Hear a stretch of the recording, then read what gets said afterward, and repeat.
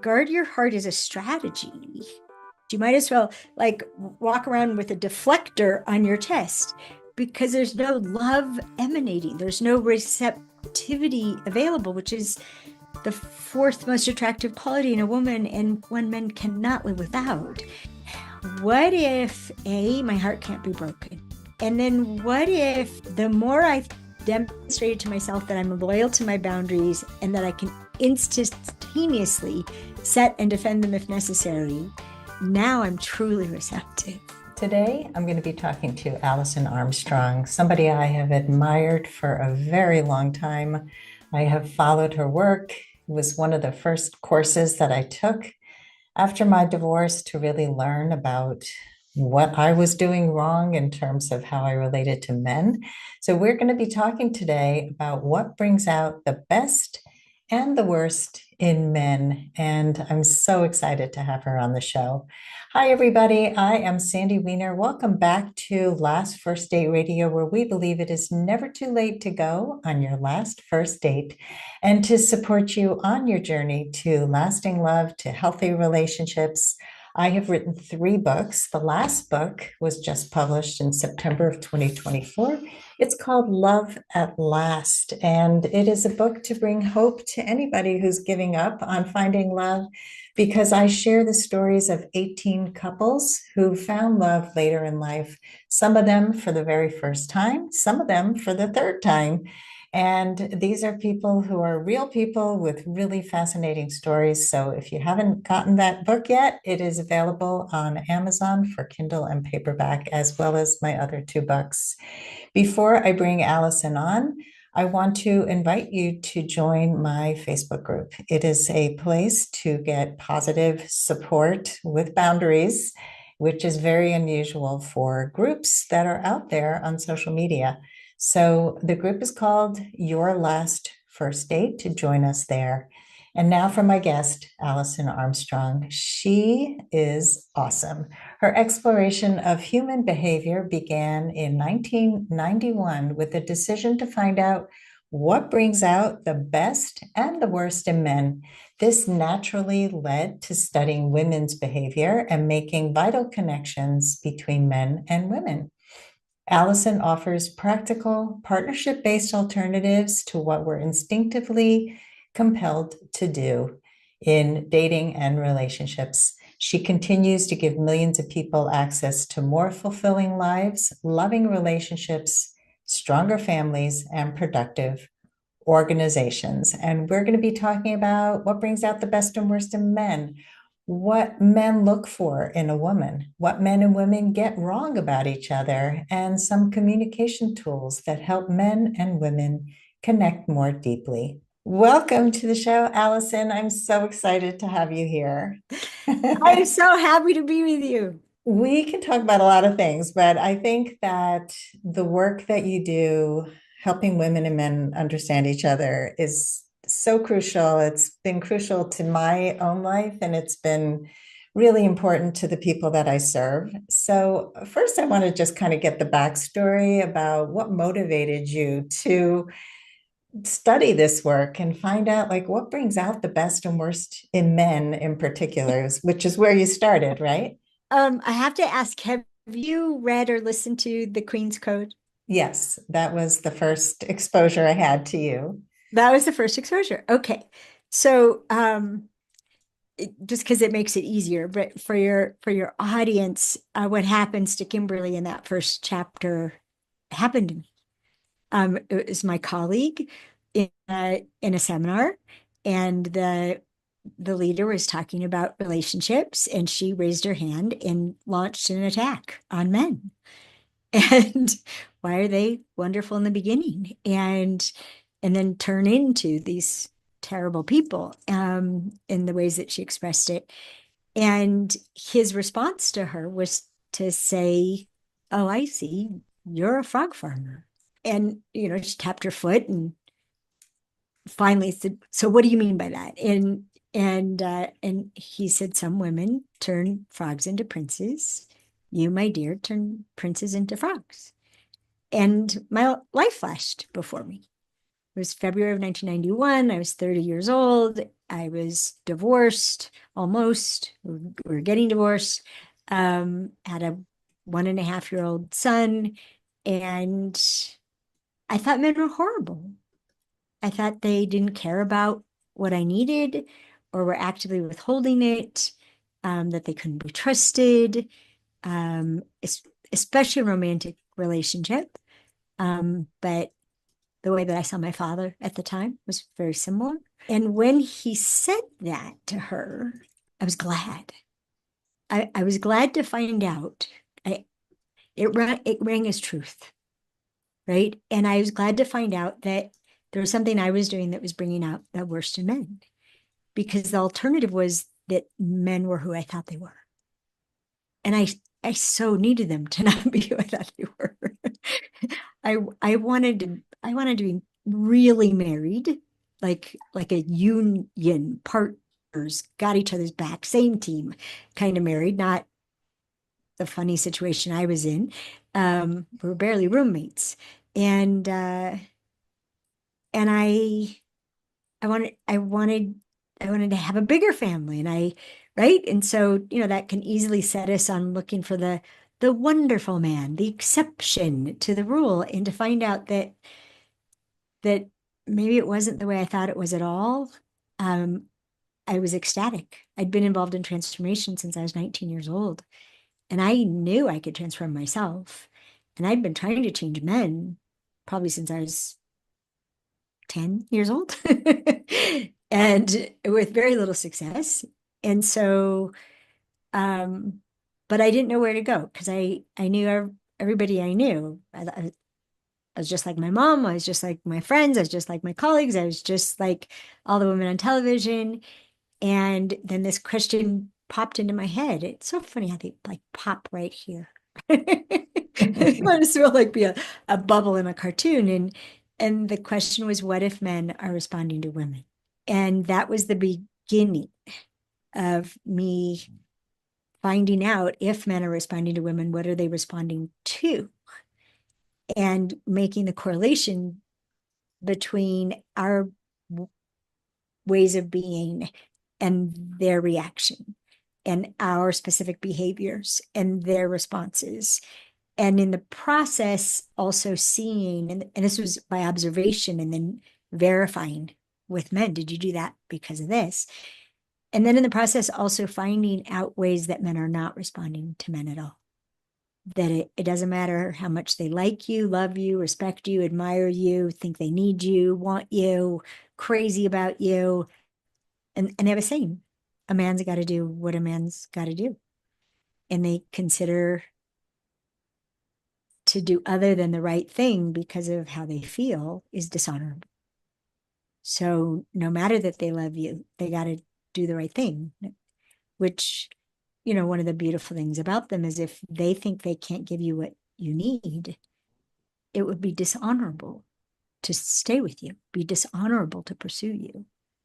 It'd be dishonorable to marry you, even though you're begging or screaming at them to marry you. It would be dishonorable. No, I can't give you what you need. And so that was the beginning. That was the beginning, 1991. And I honestly, Sandy, thought it would take 2 to 3 months to learn everything worth knowing about men, because I was sure, I would have bet my life on that they were shallow. They had no feelings, so it didn't matter what I did. I couldn't hurt their feelings. I it, I questioned whether they had souls. I knew Wow. absolutely that they were lesser human beings than women. Absolutely, the world would be a better place if people just did what women said. And So that we'd all live on the planet where Wonder Woman comes from. well, and depending on which Wonder Woman movie you're watching, that's Scary Planet too. So, yeah, we're all blessed and cursed with being human. Um, and because I just keep digging down and digging down, now I'm at planetary instincts, from male and female to focused and open to pack and herd to wait. behaviors you can find in the pine tree outside my window and to the bacteria that probably made me sick, right? Like all the way, oh yeah, this is not higher consciousness. This is this is survival at its most persistent and Yeah. ugly. And without awareness of that, we'll keep doing what we're compelled to do instead of going, wait, if I'm compelled to do this, it's probably going to make it worse. Yeah. And then so many people are struggling and they're lonely and they're bitter. Mhm. I think I mean I grew up in a home where my father was bipolar. So he had a lot of mental health issues and it made it very difficult to live with him. So I understand my mother's frustration, but there was so much emasculation going on. And I didn't realize the messages I had until much, much later, probably when I read the Queen's Code. But I married a man who turned out to be very similar to my father. And the frustration, but then staying and staying and staying in a relationship that wasn't working and thinking, well, that's all he's capable of. There is no better match for me. I had a very narrow view of what love was, what relationships could be, who men were. So I totally get it. I think that so many people see men, so many women see men as harmful, as just so many things that they're not, Mhm. but they don't realize their part in it. And I'm giving a workshop tonight on rejection. Ah, And so one of the women in the group, I gave them an assignment to look at some past rejections and reflect on them. And so she was saying, like, what she learned from her last relationship was become friends with a man first, don't jump into sex, mm. and basically protect your heart. So, just do all these things and then you won't get hurt again. And so, what would you say to somebody who learned lessons like that from a past relationship where they got involved with somebody and they got rejected? I have so many thoughts. So, um, first of all, I'm not sure if technically we can be rejected unless someone says, I reject you. um, a man may have sorted himself out, right? Which I think is why due diligence is so important. That we're, my process of due diligence is listen very closely, watch for flags, watch for heebie-jeebies, watch for niggling haws, right? And then even if you love all the words, now watch the action because what's real is going to show up in action. That can't be manufactured. And is it congruent? Are the words and the actions congruent? And and where they're incongruent, get out the microscope. What? Wait a second. But allow for maybe I didn't hear you the way that you meant. How I interpreted when you said this was that when you said that you would call me Saturday night, I interpreted it as you would call me Saturday night. So sometime in what qualifies as night, I would receive a call from you. And I didn't.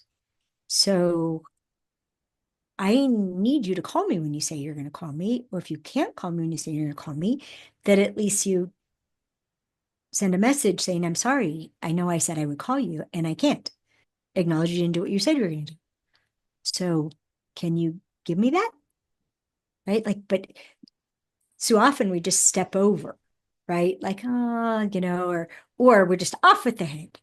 And so I practice three chances. The first is when I ask for what I need. The second was when I follow up and say, I really meant it. The third is, do you want one more chance? Because this is a deal breaker. And the fourth is, you didn't. So we're not going to try to do this. First, the clarity about your boundaries, what you will live with and not live with, what you won't live without, however you want to say it, deal breakers, boundaries, ultimatums, the clarity about that, and then the muscle, practicing, like treat every interaction like a workout, no matter how cute he is. Do you speak your truth? No matter how rich he is, do you speak your truth? Like, and I call it early and often. Um, Tell someone the truth before you care too much about what they think of it. Whatever it is. And if they go, oh, I'm not your person, then say thank you. Thanks for telling the truth about that. Because if you're not my person, then I'm not your person. And that's the thing I think people miss, right? They think the one got away. Well, if there Ugh. was such a thing as the one, how could they have gotten away? How could you? I blew it with the one. Well, if they were the one, how could you blow it? You might have done something and how you behaved, but then how they interact with you about it worked and you were better off for it. It- I mean, Yeah. I No, think you said. once I was called terminally honest, and I know I'm annoyingly logical, but I just, so the reason why I'm saying it, because I really am responding to what you asked, is guard your heart. Guard your heart is a strategy that you might as well have like something on your chest. You might as well like walk around with a deflector on your chest because everybody can tell, because there's no love emanating, there's no receptivity available, which is the fourth most attractive quality in a woman and one men cannot live without. And so what I found, and I had to rediscover this after my husband died 5.5 years ago, was what if my heart can't be broken? What if it can be bruised, battered, squished, run over? But what if I won't say I'm heartbroken? I won't. I'll say I'm heartsick, maybe. But what if it can't be broken? And then what if we know what our boundaries are and we're loyal to what we need, and we know the moment the boundary needs to come up, and I just discovered this since I was made single, that the more I've demonstrated to myself that I'm loyal to my boundaries and that I can instantaneously set and defend them if necessary, now I'm truly receptive. I am not on guard. I'm Mhm. not on guard because I know if necessary, there are spikes that will come out of the floor instantaneously. I trust that. I developed that strength through natural horsemanship and then singlehood after Greg died. Took a while to build the muscle. We squint, no, no, no, this is fine. This is fine. Yeah. But the more we eyes wide open, and what I was sharing with you earlier, seeing, oh, I was squinting. Oh, I so wanted that to be what I wanted it to be. And I was squinting and overlooking and thinking I'll deal with that later. All right, that's on me. And so walking around the world open-hearted to every human being, that's policy. But it's not idealistic. It's trusting myself. Yeah, And I don't have to trust in the goodness of everybody else. I trust myself. And even when I'm slow in the uptake sometimes because of squinting, I return to the trust in myself. And there's something, so you said, guard your heart. Oh, sex is not the problem. And how soon you have sex is not the problem. Mhm. Um, Number one question on our Understanding Sex and Intimacy panel, the women would ask is, when is too soon to have sex for the first time and still end up with a commitment? Which, so we think they're locked together, right? Yeah. And that is ancient. That is the virgin bride, and protect the virginity of your daughters or no one will marry them. And then you won't get the dowry or whatever. Like this won't work out. They're going to save the whole family. So protect the virginity. It's just, it's instinctual to withhold sex and be strategic about it. but it's actually the before and after that has us have sex at what could be too soon. One is the effects of sexual chemistry, what I would call too much chemistry, which makes both men and women stupid and reckless, right? Mhm. Procreate is the number one instinct. It trumps protect. We all risk our lives to have sex, and we risk our lives, our lifestyles, our health, our emotions. So it's what's driving the sex. My husband was not my type, and I didn't actually become physically attracted to him till a few months into dating. And but we'd had sex, and they're like, how could you have sex? And I'm like, it's called affection. It's called Mhm. had great affection for him. It wasn't driven by, I gotta have you. And Yeah. I'm not, people think I'm against chemistry. No, no, chemistry is wonderful. Um, just last year, I did looking for chemistry and connection because we can cause both. We can choose to have extraordinary chemistry. We can choose to have extraordinary connection. They're not out of our power. And and so it's what got you into bed that usually is what causes the trouble. If it's crazy chemistry that gets you into bed, yeah, yeah, you're already cuckoo. You're already not doing due diligence. You're already not looking for the long-term compatibility that you say you want. And then the effects, depending on how old we are, how much estrogen we have, affects how much oxytocin, any kind of, let's see, Leon Brizendine proved the written word will cause a release of oxytocin in a woman. This is why I tell women to get out of the messaging zone ASAP. You want to get on the phone. Besides which, a woman's voice has the biggest impact on a man. So get on the phone. Um, then the second thing is it's the bonding hormone, right? So especially if we're still fertile, instinct will tell us to follow that man around until we find out for sure we're not pregnant. Okay. And then our period starts and we're like, ew, ew, ew, I don't even like that guy. What happened to me? I've been in a fog. Yeah, an oxytocin bonding fog, instinctual, got together two different tribes in the full moon, followed him home in case you were pregnant, got to their house and went, oh, this is gross. Yeah. So sex is not the bad guy, and how soon we have sex is not the bad guy. Um, I do, however, think if you can't talk about sex before you have it, don't have it. You don't trust them enough to talk about it. You don't have enough of your senses and your clarity and understand what you need to talk about it. Talk about it. So, frankly, with my sweetheart, love, supporter, now housemate, after 3 years of living in his backyard, I moved into his house. Mm. Um, we had sex within hours of meeting each other in person Mm. the first time, as we planned. Oh, okay. It was not accidental, it was planned. But we'd had hours of getting to know each other and even resolving conflicts and doing the erotic blueprints and sharing the results and even questioning, wait, for you to get that result, you would have had to say yes to this category. And there's some things in that category I don't do. So which ones are you looking for? I mean, I love that.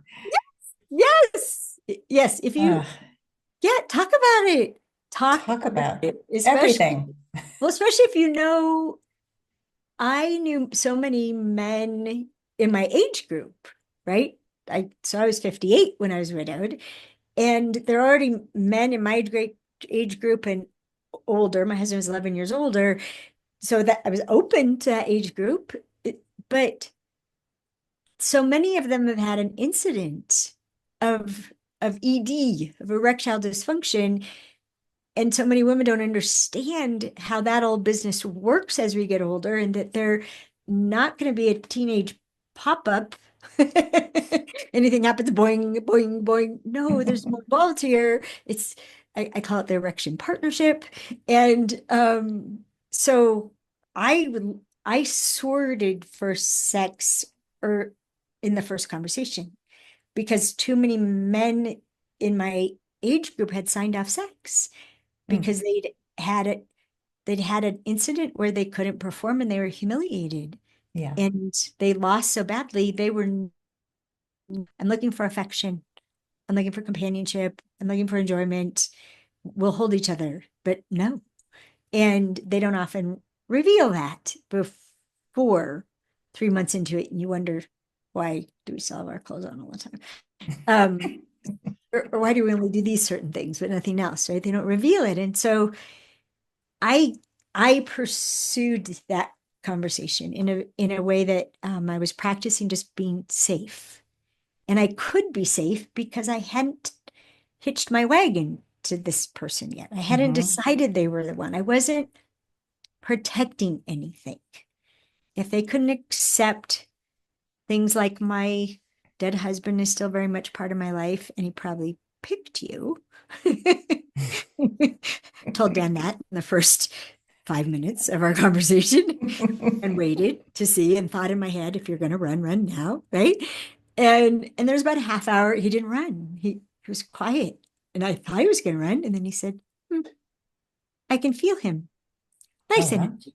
Yes, that's what Nice. I thought. Oh wow, okay, this will work because I mean my husband is still providing for my family and my friends. He's very busy, disincorporated person, and but if someone can't be with that, it wasn't going to go away. It wasn't going to change me or change him. Is it what's unchangeable about you? Or what will what do you think someone's going to break up with you over?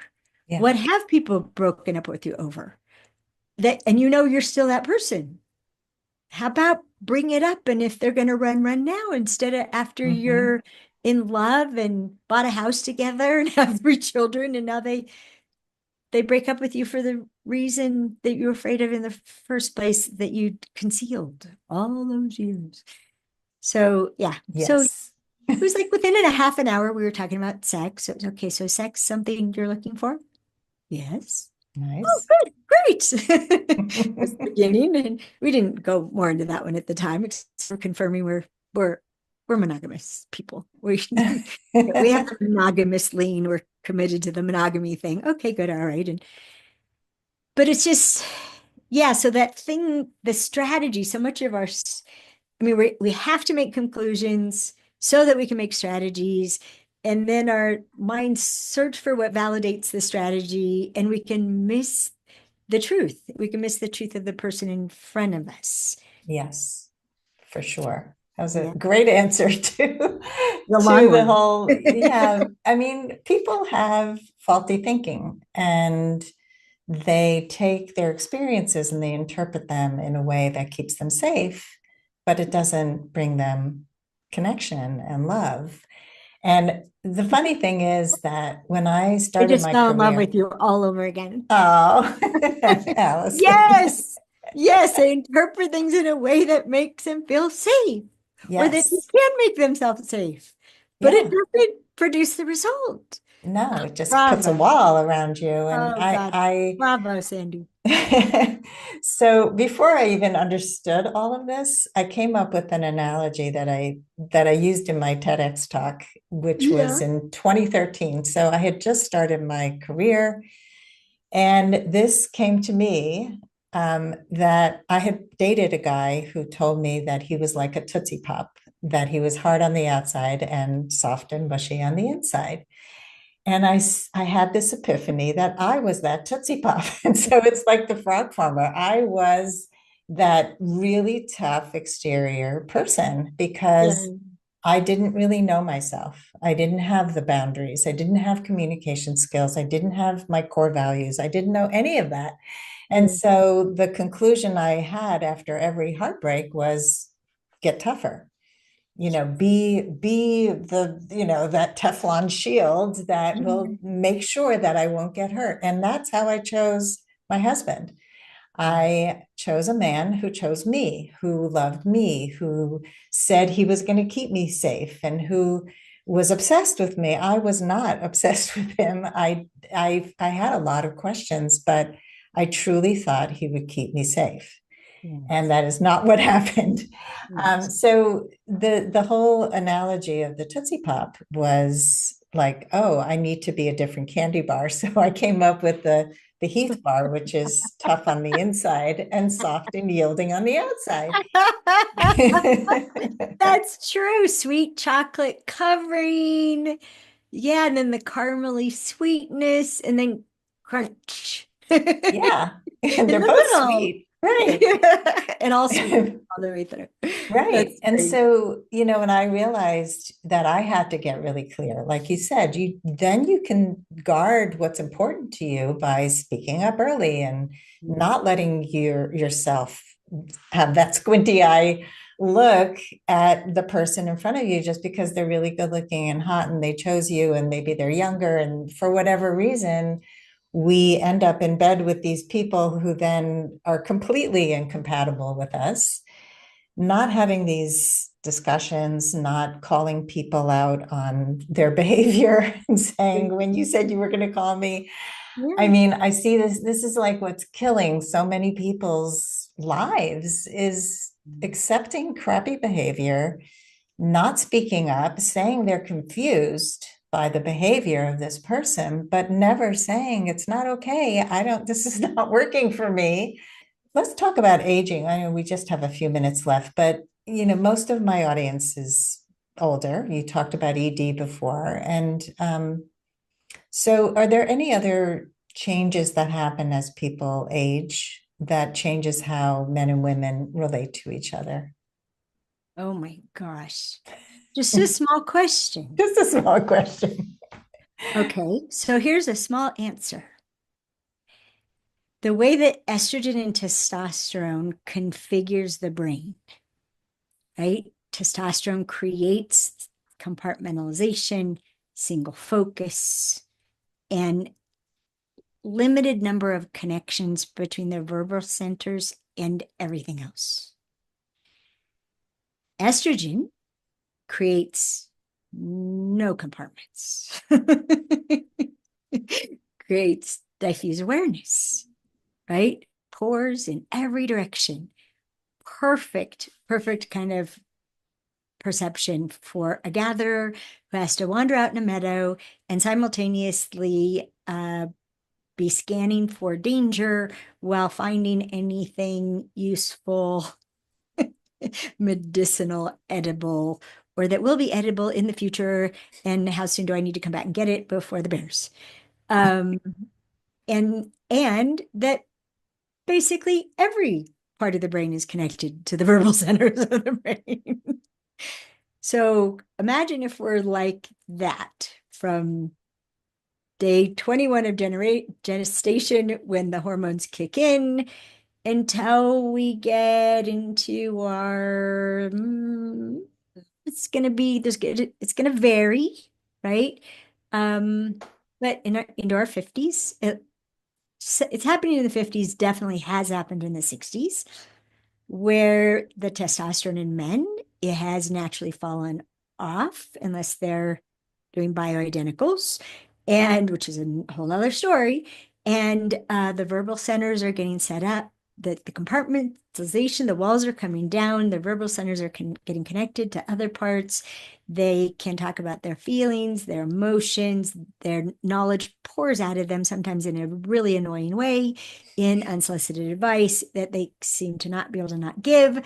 And yes, and they start paying attention to connection, and they don't want to have sex if we're not in love, if their heart's not into it. This is not a performance. And and then women, our estrogen has disappeared with the ovum as they dissolved, and we have none left. And the half of our testosterone that we depended upon from the ovum, that's gone too. So now we only have the testosterone from our adrenal glands and the estrogen, little bits of estrogen that our bodies can make or that we might ingest, things that support it. And I'm not knowledgeable in that, but I know people are. And the estrogen is stored in the fat deposits of our body. But in cultures where the idea is to be as skinny as you possibly can, you're not going to be able to hang on to your estrogen, so your skin's going to get papery and and fluids are going to dry up, and you'll be a skinny raisin. And so eat fat, lots of good healthy fat. Have some cheeks on you. And if someone doesn't love your curves, that's their problem because they're your curves. And if you want to know if your body type appeals to somebody, honestly, just take your body type and add the word porn on it and search on Google, and you will find out people pay to look It's at bodies true. like yours. Every type of body. Every type of men cannot decide what their body type is. They don't get to choose. It just is what it is. And if they're made fun of it, they're made fun of it. But somebody loves you just the way you are. And I have a friend who, as her brand new husband left for deployment, put his arms around her, grabbed a hold of her rear end, and said, "This could be bigger when I get back." Oh. Yeah. Oh yeah. Oh yeah. Uh, so these things are swapping. So as we get older, now the brain configurations are swapping and we become more focused, and our children may think we're ignoring them, like my youngest did. I was 36 when she was born and she thought I was ignoring her. No, baby. I it's single focus. I have become single focused. I was just making dinner. and and so we have to watch. We have to watch, because even when you get it wired, then we change. And I guess just to keep us on our toes, Sandy, nobody gets to get late. And sexuality changes. And often, like, I couldn't wait to be 60 years old because I had so many students in their 60s, and my observation was, oh my gosh, they're unstoppable. Hmm. I want to be that, right? And I so wanted to be that. I can't wait to be that. And it's true. I got into a big kerfuffle with Dan about one of my deal breakers. And as we got it sorted out and what's the plan and what's going to happen and what's he going to be accountable for, I said, I said, I love you. And he said, I love you too. And I looked at him, I said, but you don't like me right now. And he wanted to say something different, but he goes, truth is my second highest value. So he said, no, I don't. And I checked, I like scanned all the way down, all the way up. I was totally fine with that. As a younger woman with a lot of estrogen, that would cause a panic attack. Yeah. He doesn't like me. I'm gonna die. If the bear shows up, and we have bears, he's not gonna protect me. I'm all right with that. Yeah. Oh my gosh, this is hot. And it's what has older women be so attractive to men. The self-confidence, the the directness, right? They say the courage to be authentic. It takes less and less courage to be authentic. Why would I be anything but authentic? That's a waste of time, right? Yeah. And so, oh, it's just for women who get older and think this means you're less beautiful, less attractive, less desirable, the thinking of that will make that true, but it's not inherently Mm. true. It is I not. love that. Yeah.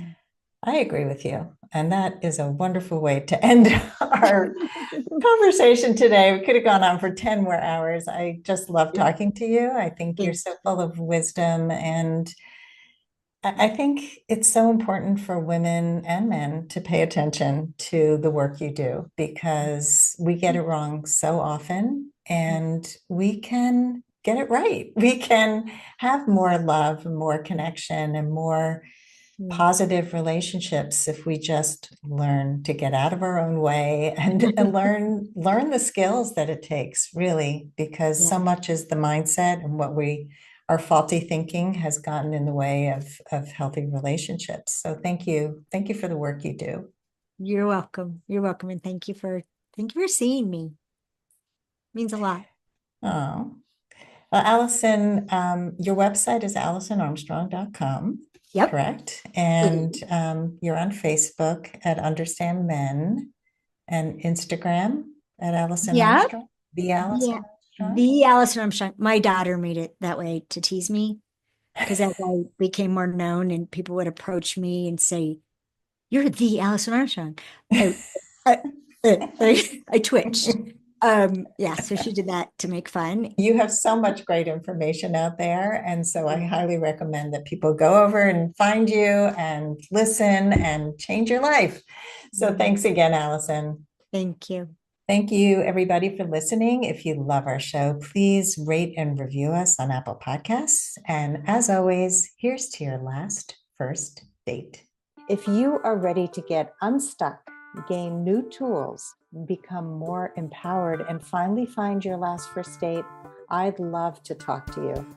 Fill out an application to be considered for a complimentary half-hour love breakthrough session at lastfirstdate.com/application.